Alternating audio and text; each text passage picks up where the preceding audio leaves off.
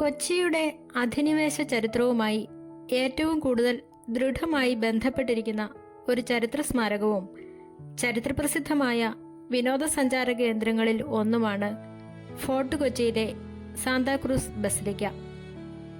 Portuguese, Dutch, British ഭരണാധികാരികളുടെ കൊച്ചിയിലെ ഉയർച്ച താഴ്ചകളുടെയും രാഷ്ട്രീയ മാറ്റങ്ങളുടെയും മൂകസാക്ഷിയാണ് ഈ ദേവാലയം. കൊച്ചിയുടെ അധിനിവേശ ചരിത്രത്തിൽ സാന്താക്രൂസ് ബസിലിക്കയ്ക്ക് ഒരു പ്രധാന പങ്കുണ്ട്.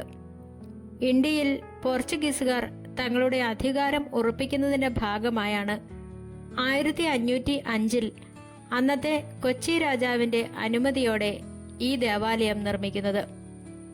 ഇന്ത്യയിലെ പോർച്ചുഗീസ് ഗവർണറായിരുന്ന ഫ്രാൻസിസ്കോ ഡി അൽമേഡയാണ് ഇതിന് തറക്കല്ലിട്ടത്. ഇന്ത്യയിലെ തന്നെ ഏറ്റവും ആദ്യത്തെ യൂറോപ്യൻ നിർമ്മിതികളിൽ ഒന്നാണിത്.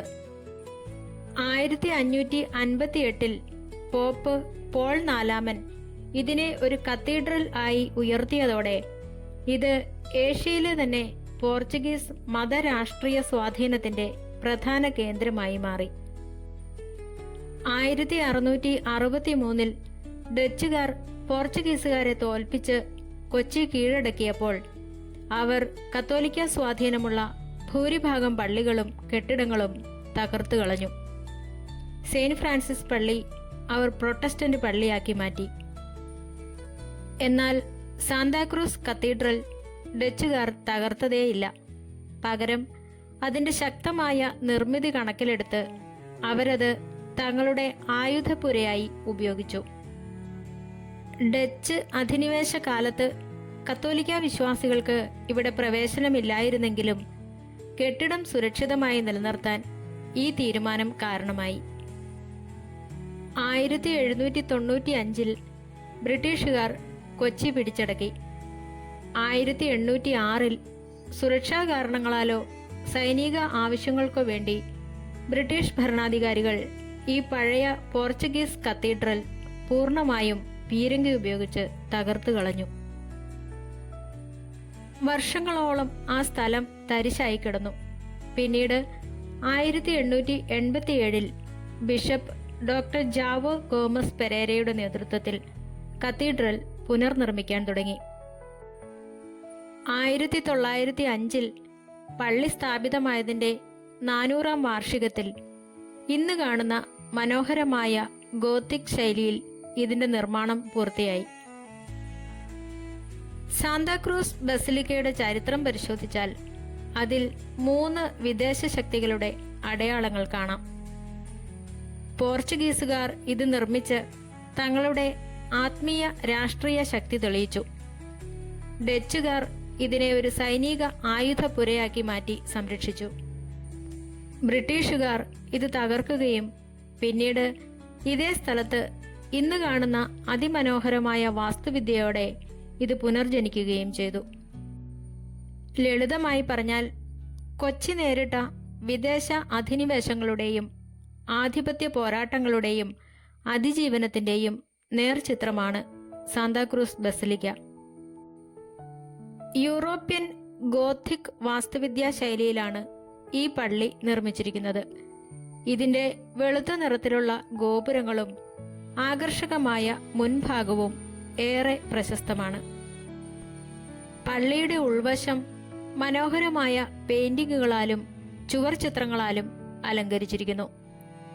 പ്രശസ്ത ഇറ്റാലിയൻ കലാകാരനായ അന്തോണിയോ മൊഷേനി വരച്ച ചിത്രങ്ങൾ ഇതിൽ പ്രധാനപ്പെട്ടതാണ്. ലിയനാർഡോ ഡാവിഞ്ചിയുടെ പ്രശസ്തമായ അന്ത്യ അത്താഴം എന്ന ചിത്രത്തിന്റെ മനോഹരമായ ഒരു പുനരാവിഷ്കാരം ഈ ബസിലിക്കയിൽ കാണാം. കൊച്ചിയിലെ പോർച്ചുഗീസുകാരുടെ ഭരണകാലത്തിന്റെയും കത്തോലിക്ക പാരമ്പര്യത്തിന്റെയും ജീവിക്കുന്ന പ്രതീകമായി ഈ ബസിലിക്ക ഇന്ന് നിലകൊള്ളുന്നു. ചരിത്രപ്രേമികൾക്കും സഞ്ചാരികൾക്കും ഒരുപോലെ പ്രിയപ്പെട്ട ഒരിടമാണിത്. ഫോർട്ട് കൊച്ചിയിലെ സാന്താക്രൂസ് ബസിലിക്ക ചരിത്രപരമായും സാംസ്കാരികമായും ആത്മീയമായും കേരളത്തിലെ ഏറ്റവും പ്രധാനപ്പെട്ട ക്രൈസ്തവ ദേവാലയങ്ങളിൽ ഒന്നാണ്. കൊച്ചിയുടെ പൈതൃകത്തിന്റെ പ്രതീകമായ ഈ ബസലിക്കയ്ക്ക് സാംസ്കാരികമായും ആത്മീയമായും വളരെയേറെ പ്രാധാന്യമുണ്ട്. ഇന്ത്യയിലെ തന്നെ ഏറ്റവും പഴക്കമേറിയ കത്തീഡ്രലുകളിൽ ഒന്നാണിത്.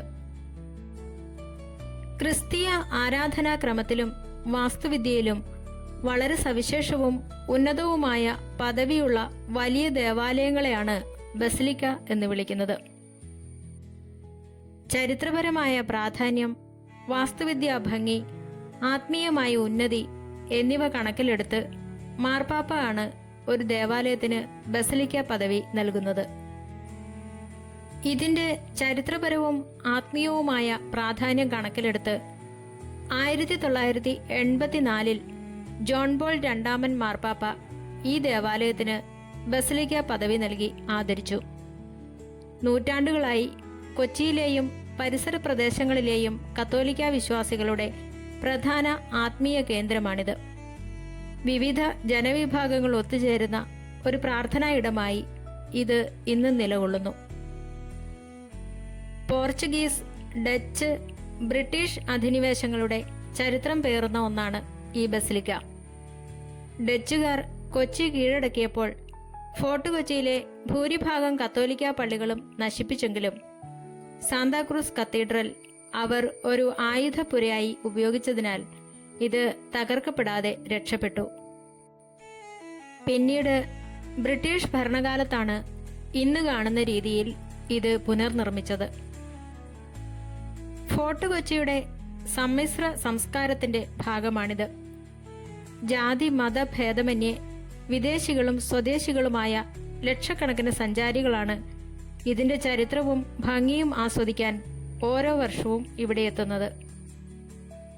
കൊച്ചി ബിനാലെ പോലുള്ള സാംസ്കാരിക ഉത്സവങ്ങളിൽ ഫോർട്ട് കൊച്ചി നിറഞ്ഞു നിൽക്കുമ്പോൾ ഈ ബസലിക്ക അവിടുത്തെ പ്രധാന ഒരു അടയാളമായി മാറുന്നു. സാധാരണയായി എല്ലാ ദിവസവും രാവിലെ 9 മുതൽ വൈകുന്നേരം 6 വരെ സന്ദർശകർക്ക് പ്രവേശനമുണ്ട്. ഞായറാഴ്ചകളിൽ പ്രാർത്ഥനാ സമയമനുസരിച്ച് മാറ്റങ്ങൾ വരാം. ചുരുക്കത്തിൽ സാന്താക്രൂസ് ബസലിക്ക വെറുമൊരു ആരാധനാലയം മാത്രമല്ല, കേരളത്തിന്റെ, പ്രത്യേകിച്ച് കൊച്ചിയുടെ അധിനിവേശ ചരിത്രത്തിന്റെയും കലയുടെയും ആത്മീയതയുടെയും സമാധാനപരമായ സഹവർത്തിത്വത്തിന്റെയും ജീവസുറ്റ സ്മാരകം കൂടിയാണ്.